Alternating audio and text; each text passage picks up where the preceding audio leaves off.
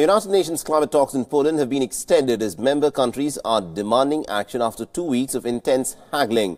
Now, the talks in Poland were supposed to end on Friday. Now, a draft text presented by host Poland has exposed several sources of disagreement amongst the 200 member nations at the climate talks. The cutting emissions has proven to be the main sticking point at the COP24.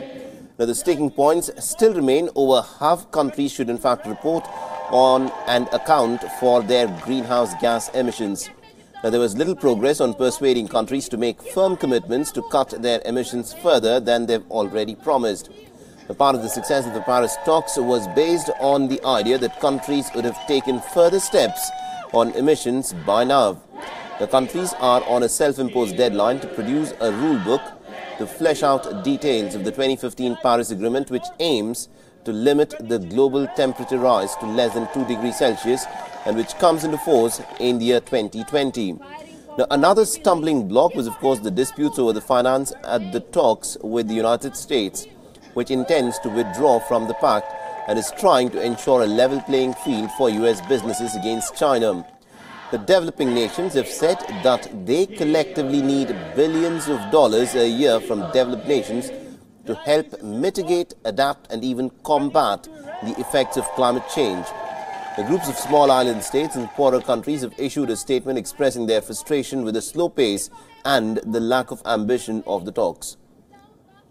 نحن لو بنتكلم على اتفاق عادل منصف للجميع بيترجم ما تم الاتفاق عليه في باريس، لن يتم هذا سواء على مستوى التخفيف أو التكيف أو آليات التنفيذ بدون وجود تمويل، وبدون ما أن تأخذ الدول المتقدمة التزاماتها اللي قالت عليها في باريس بصورة واضحة جدا لتنفيذ التمويل اللي خاص بال100 مليار سنويا، ويتم تفعيل هذا في هذه المفاوضات.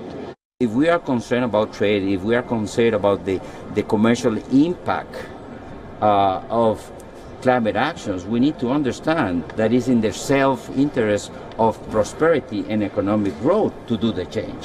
What I'm saying, the need to take climate action won't be a barrier for growth and trade.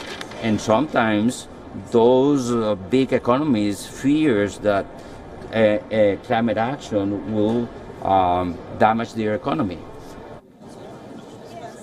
Meanwhile, Chile has been selected to host the next United Nations Climate Conference in the year 2019. Chile and Costa Rica were the forerunners.